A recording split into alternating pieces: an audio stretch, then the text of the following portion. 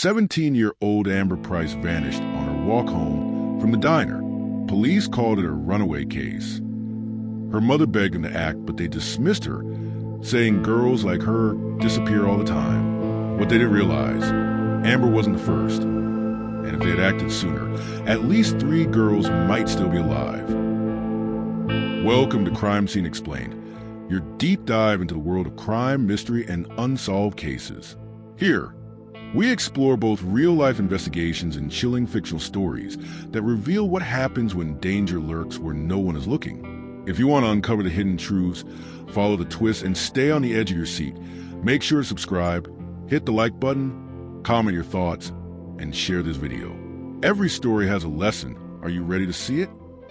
Remember, every story here reveals hidden truths, but none more haunting than what happened to Amber Price. Let's go back to the night she vanished and uncover the events that the authorities tried to ignore. Amber Price wasn't just a diner worker. She was a young woman quietly building a life that no one in her neighborhood seemed to notice. She had ambitions, dreams, and a determination that ran deep, the kind of resilience forged by years of loss and responsibility. Top of her class in biology, she had been planning to apply to nursing school, her mind set on a career that would allow her to care for others while fulfilling her own potential. Teachers adored her, classmates respected her, and her mother relied on her in ways that Amber carried with quiet strength. Her father had passed away years earlier, leaving a void that neither Amber nor her mother could ever truly fill. In the wake of his absence, Amber became the anchor of their household, balancing school, work, and family responsibilities.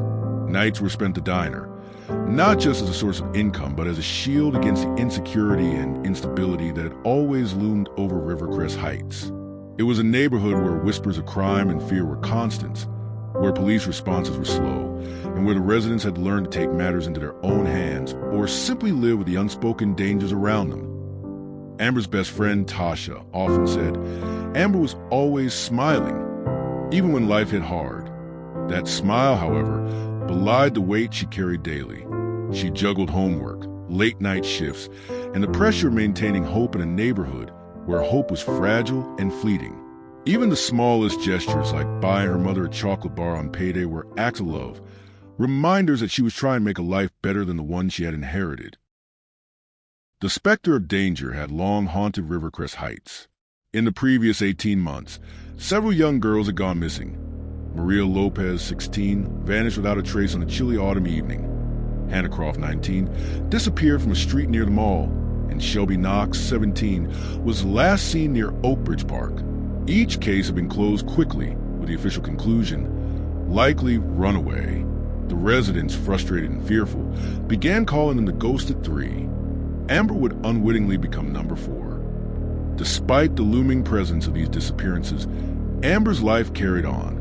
She remained diligent at school, devoted to her mother, and careful in her routines. But the sense of safety was fragile, and Amber could feel the subtle tension in the air of tension she tried to dismiss, but which became impossible to ignore on the night she vanished.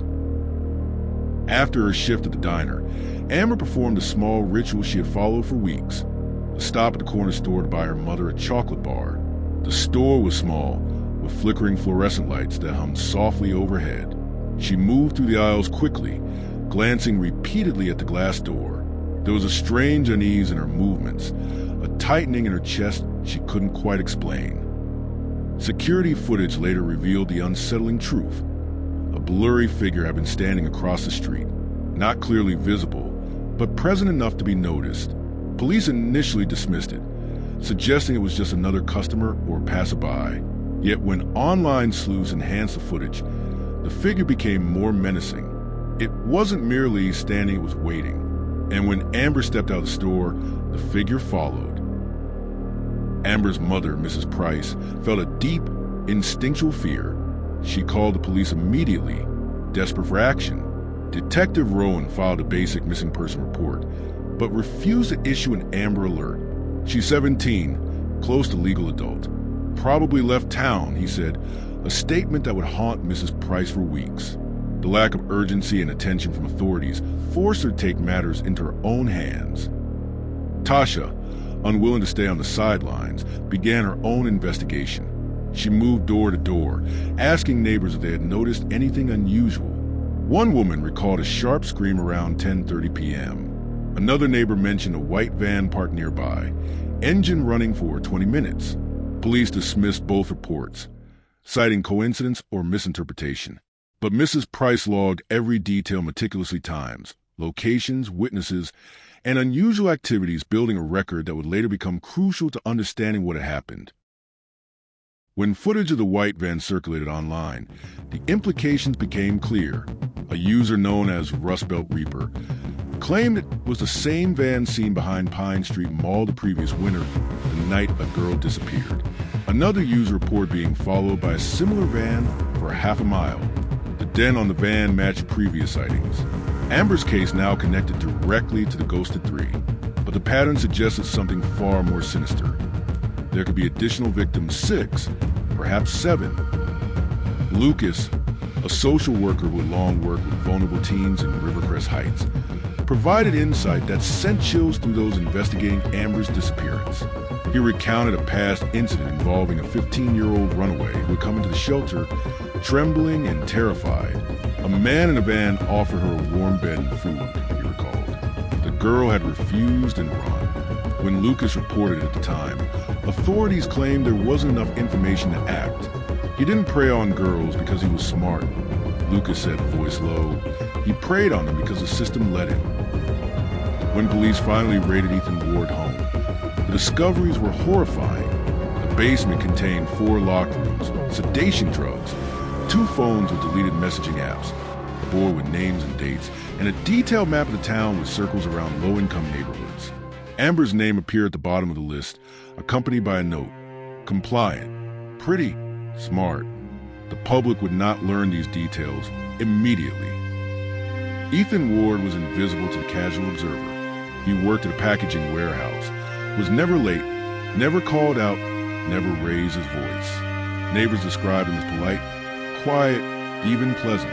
But behind closed doors, he kept a journal chronicling his predatory acts. They trust too easily. They hurt too easily. They are forgotten easily. One entry read. The earliest of his journal entries dated back 7 years, proving he'd been operating long before Amber's disappearance. His method was disturbingly consistent. Search low-income areas, approach teens with kindness, gain their trust, then strike when nobody was watching. His rationale, expressed in chilling honesty, was simple. No one cares about girls from neighborhoods like theirs. Society, in its neglect, had made his predation possible. Investigators reconstructed Amber's final hours with painstaking attention to detail. After leaving the corner store, she walked past a bus stop.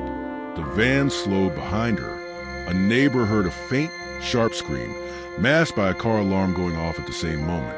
Amber's phone connected briefly to a Wi-Fi network named W Guest Home, Ethan's hotspot, used for tracking devices. This small detail, if noticed on the night of her disappearance, could have solved the case immediately. Inside Ethan's basement, Amber's room was the smallest. On the mattress lay a hair tie from her belongings, a torn piece of her diner apron, deep scratch marks along the wall, and a small blanket folded neatly beside her pillow.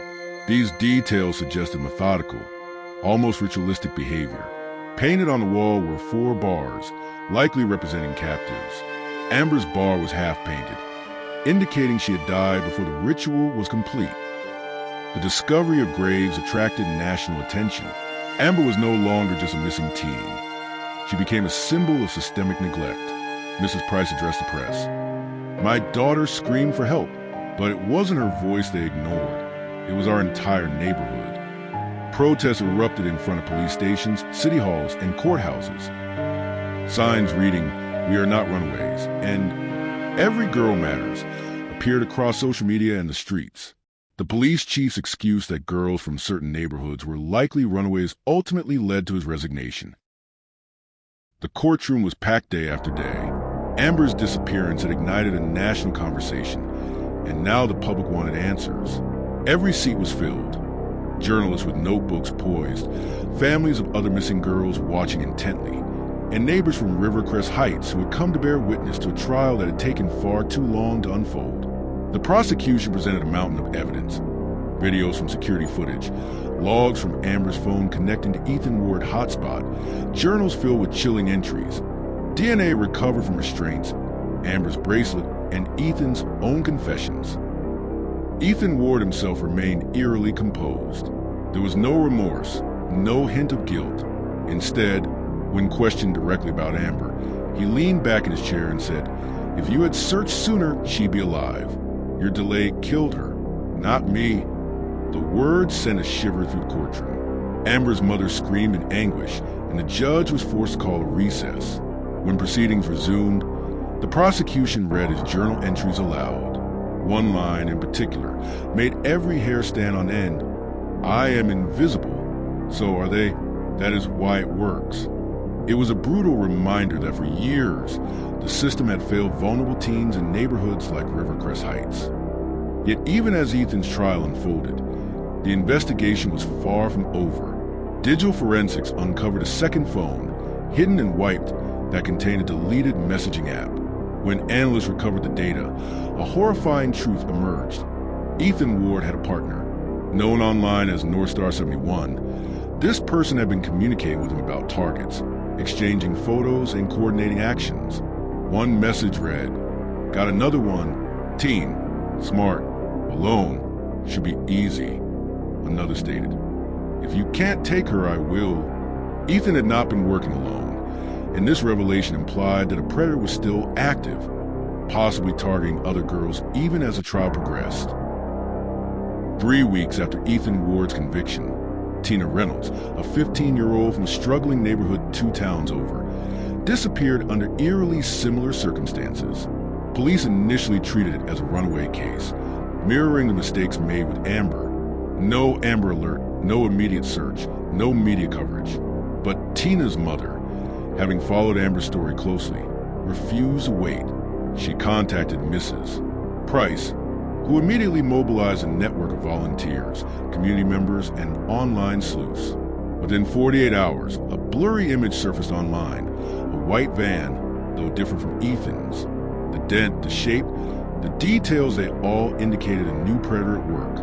Northstar 71 was not finished. Amber's best friend, Tasha, refused to remain on the sidelines.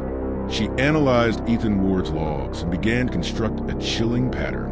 She created a spreadsheet tracking all girls who walked to work alone, lived in low-income neighborhoods, worked night shifts, experienced issues at home, or reported stranger approaches.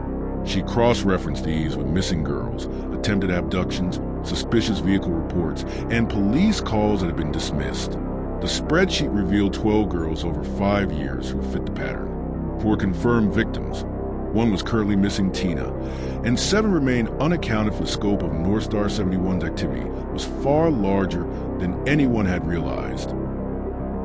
Amber's digital diary added another layer to the story. In the week before her disappearance, she wrote about feeling watched.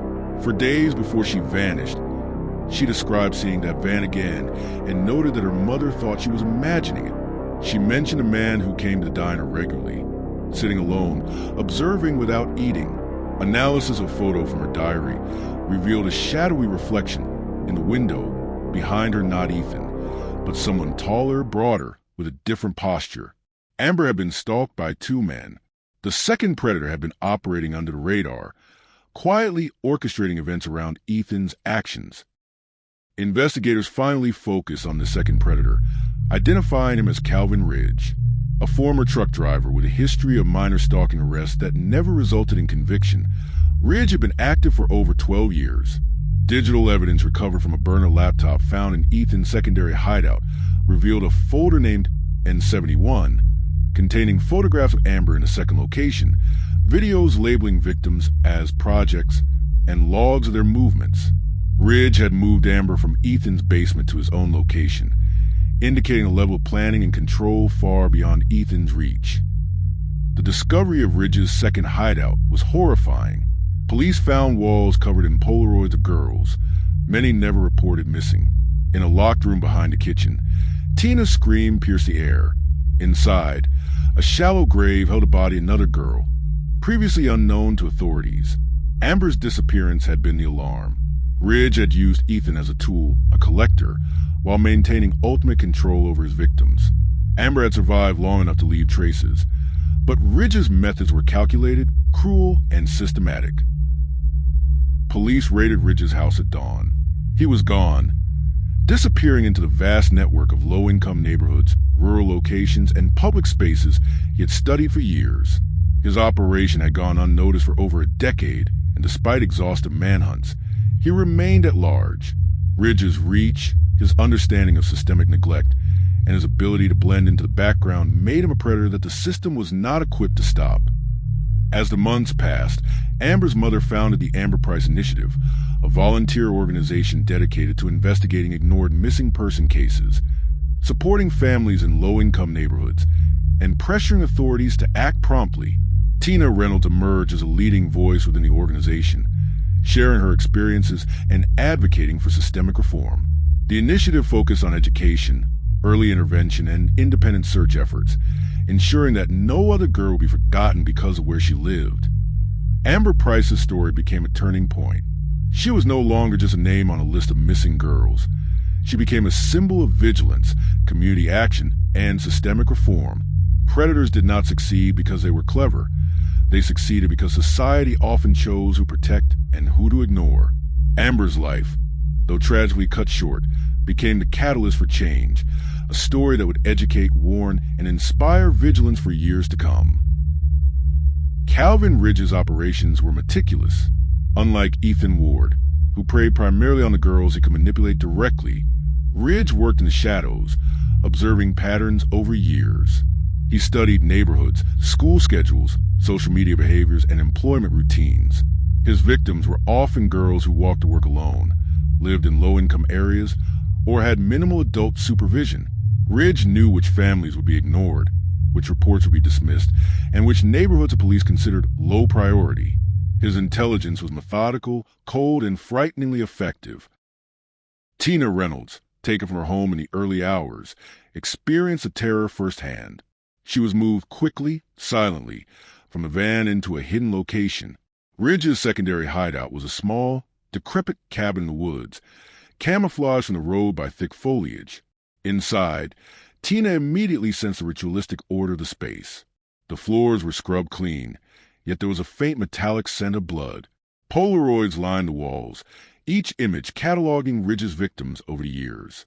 Some faces were familiar from news reports, but many were unknown, unreported girls who had vanished without trace. Ridge did not speak much.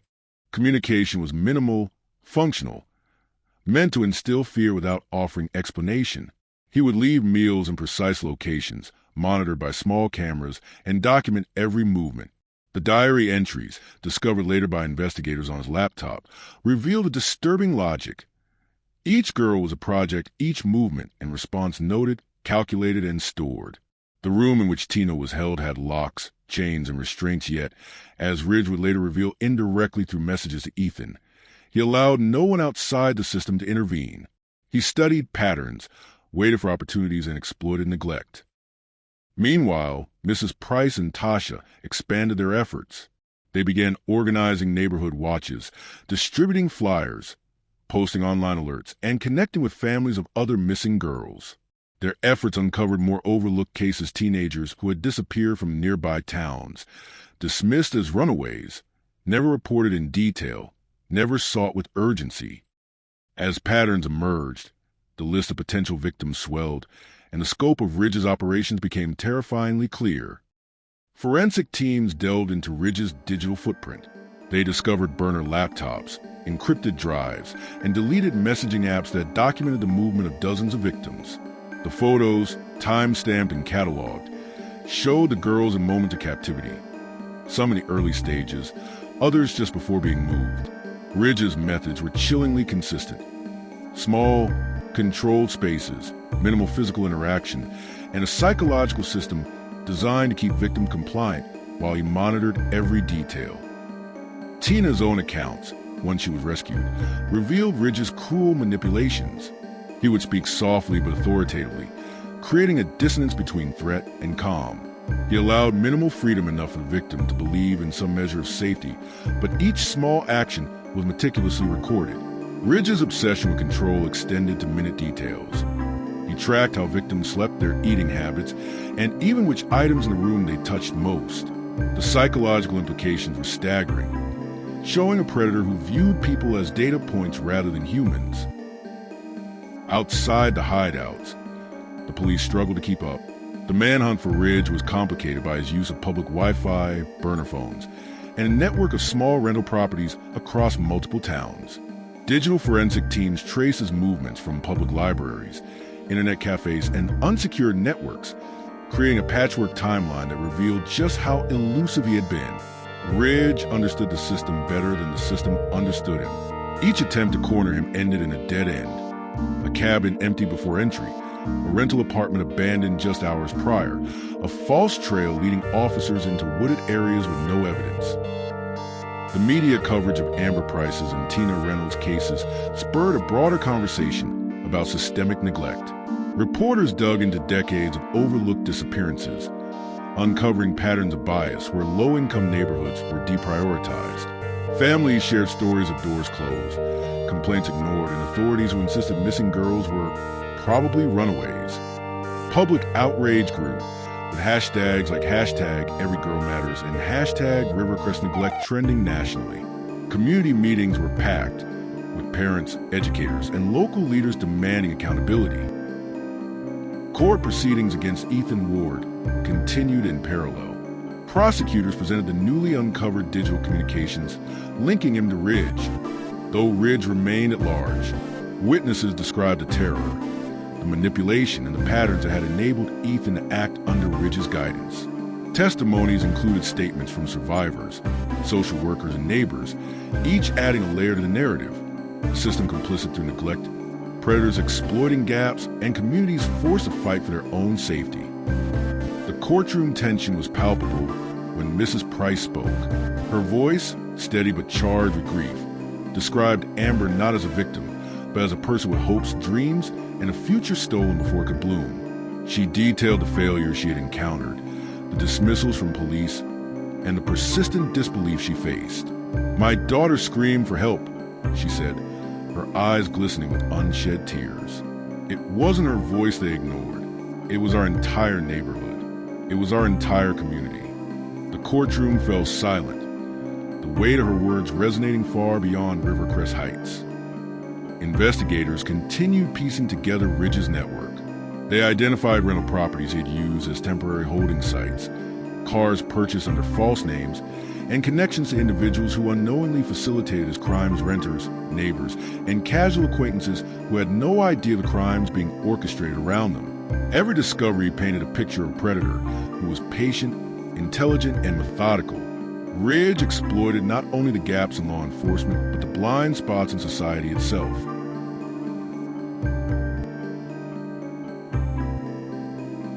Tina Reynolds, once rescued, worked with law enforcement and social workers to help identify items in the hideouts, recall movements, and describe Ridge's behavior. Her testimony was detailed and precise, offering insight into his psychological manipulation and the routines he imposed on victims. Each revelation helped investigators refine their profiles and strategies, but Ridge remained elusive, always one step ahead.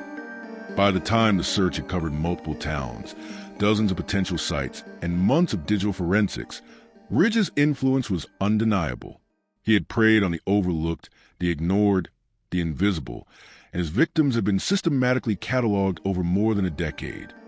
The network of victims, both confirmed and potential, was staggering, painting a portrait of systemic failure that had enabled a single predator to operate undetected for years. The hunt for Calvin Ridge intensified. Law enforcement poured resources into the investigation, coordinating multiple task forces across towns, cross-referencing missing person reports, and monitoring known locations where Ridge had previously operated. Despite the scale, Ridge remained elusive.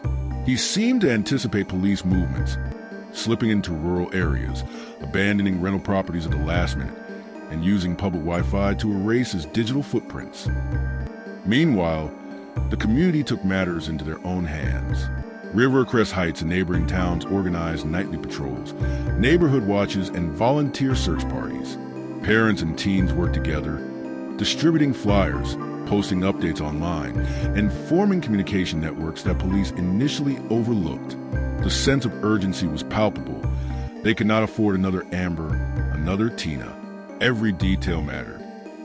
Inside Ridge's hideouts, investigators discovered more horrifying evidence. Rooms contained meticulously cataloged belongings of victims. Shoes, clothing, personal items, each labeled, photographed, and logged. One room had a small desk with handwritten notes, documenting each girl's routines, habits, and vulnerabilities. Ridge had not only observed his victims, he had built a database of their lives, compiling details with methodical obsession. Tina Reynolds' experience became central to understanding Ridge's methodology.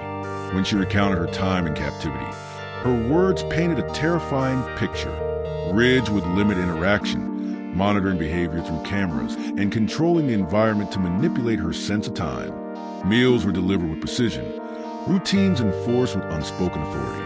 Every movement was calculated, every reaction observed. The psychological impact was profound. Tina described feeling invisible and hyper-aware at once, a constant tension that became unbearable. The investigation also revealed Ridge's manipulations of Ethan Ward. Ridge had acted as a trainer, guiding Ethan's predatory behaviors, teaching him to select victims, build trust, and avoid detection. The journal entries recovered from Ethan's devices showed explicit instructions, methods, and patterns that Ridge had imposed. Ethan was not the mastermind, he was the apprentice. Ridge had created a system of control that extended beyond his immediate victims, exploiting multiple predators to maximize reach. Public attention surged as media outlets connected Ridge to decades of overlooked disappearances. Reporters highlighted the failure of the system, the dismissals of complaints from low-income neighborhoods, and the repeated assumption that missing girls were runaways. Families shared harrowing stories of ignored warnings. Neighbors recounted suspicious activity, and journalists pieced together a network of potential victims.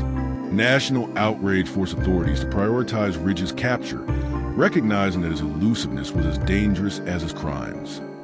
Amid the chaos, Mrs. Price emerged as a central figure.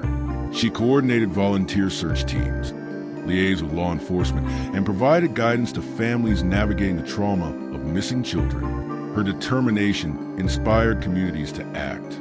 "We cannot wait for the system to respond," she said at town meetings. "We have to be the ones who search, who fight, who remember." Her words resonated deeply, galvanizing citizens into action. Court proceedings against Ethan Ward continued concurrently, now including the new revelations about Ridge. Prosecutors presented recovered messages, detailed timelines, and survivor testimonies to demonstrate that Ethan's crimes were part of a larger, coordinated effort. Each piece of evidence painted Ridge as the orchestrator, manipulating not only his victims but also other predators to extend his reach. The courtroom was tense. Every revelation met with gasps, whispers, and the occasional shout from families present. Investigators finally traced Ridge to a remote warehouse on the outskirts of town. The location had been previously rented under a false identity and abandoned before police could move in. Surveillance footage and digital tracking indicated Ridge was present days before, but by the time teams arrived, he had vanished once again. Inside, officers found evidence of recent occupancy: blankets, food wrappers, and a laptop containing logs of victim movements. Among the items were photographs of Tina and Amber's belongings, confirming that Ridge had maintained control over both cases. As Ridge eluded capture, community activism reached its peak. The Amber Price Initiative, formally established 1 year after Amber's disappearance, became a hub for families, volunteers, and journalists. The organization provided resources for parents, coordinated searches, and pressed law enforcement to act immediately on reports of missing children. They also trained teens to recognize predators, understand patterns of manipulation, and report suspicious behavior. Tina became a spokesperson for the initiative, sharing her experiences and emphasizing the importance of vigilance, awareness, and community engagement.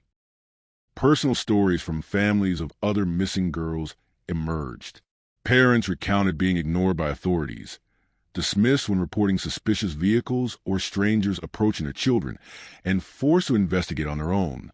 These narratives reinforced the systemic failures Ridge and Ethan exploited, and they highlighted the initiative's crucial role in bridging gaps where the system had fallen short. The investigation into Ridge's activities also revealed a long-term psychological manipulation imposed on his victims. Survivors described feeling simultaneously watched and isolated, never knowing which actions would provoke retaliation or punishment. The environment fostered hypervigilance, anxiety, and trauma, yet Ridge meticulously documented behavior, clothing preferences, and habits. Each observation was logged, reinforcing his sense of control and his ability to plan further abductions.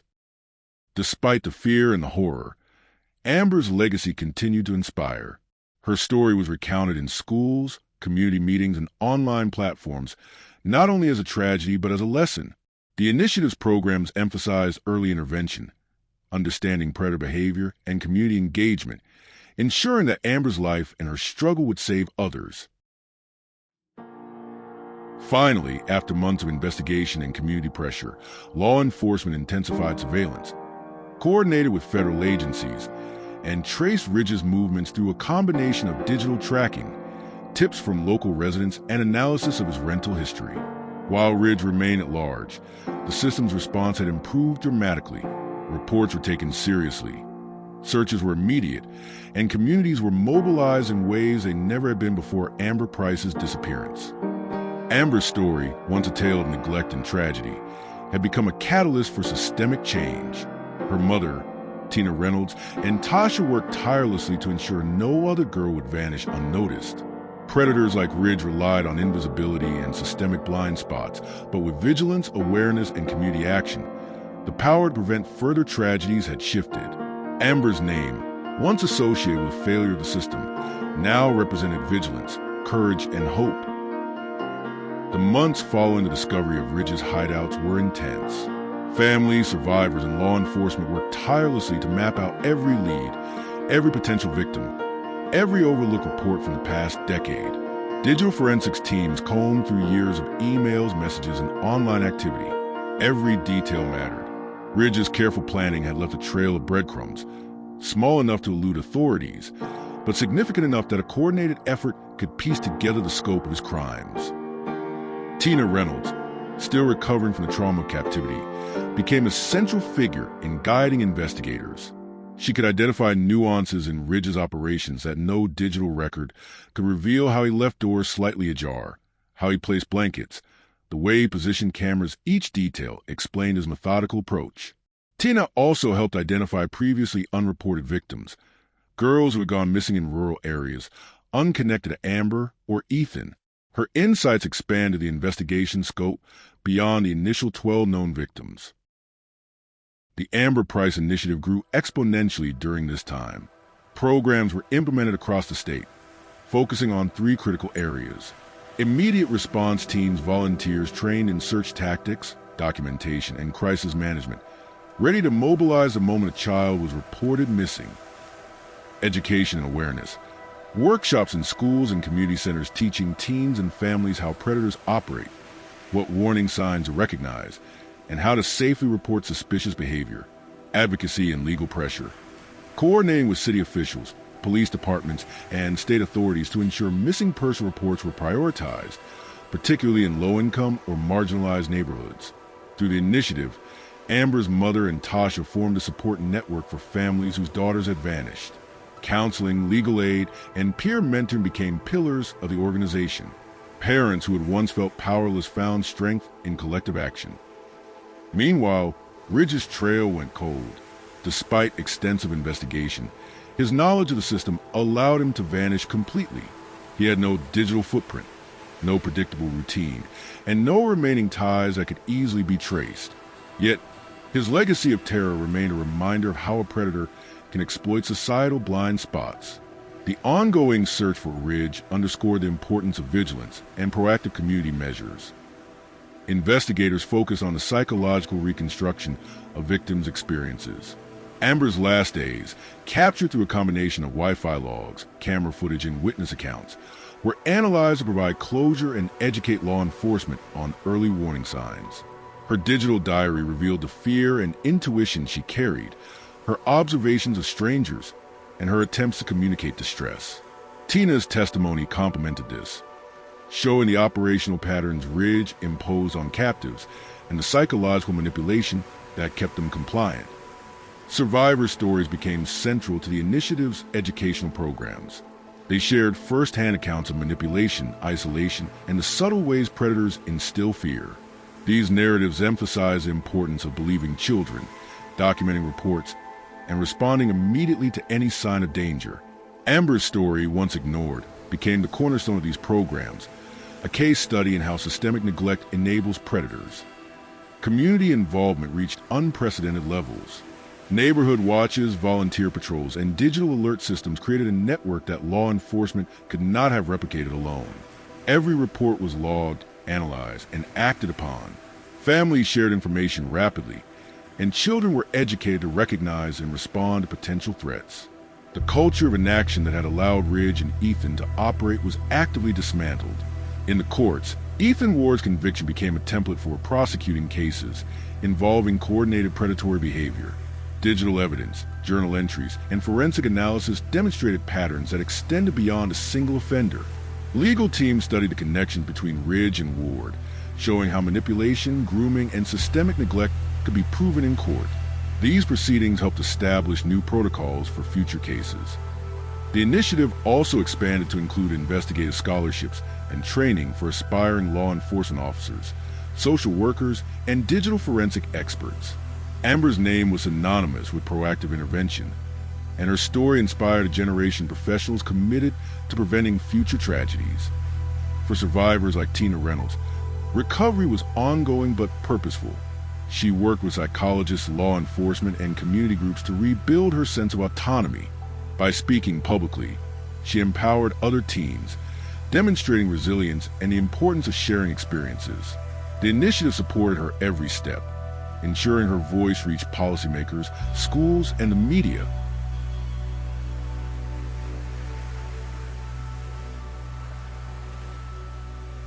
In the final chapters of the saga, the narrative came full circle. Amber's life, her courage, and her tragic death became a catalyst for societal change. Families who had felt ignored were now heard. Neighborhoods that had been dismissed as low priority were now actively monitored. Predators like Ridge remained a threat, but the system had been irrevocably altered. Vigilance, education, and community action became powerful deterrents. The closing moments of this story emphasize legacy and transformation. Amber's mother addresses a national conference, recounting her daughter's dreams, her intelligence, and her courage. She urges communities to act swiftly, to believe children, and prioritize every missing person case equally.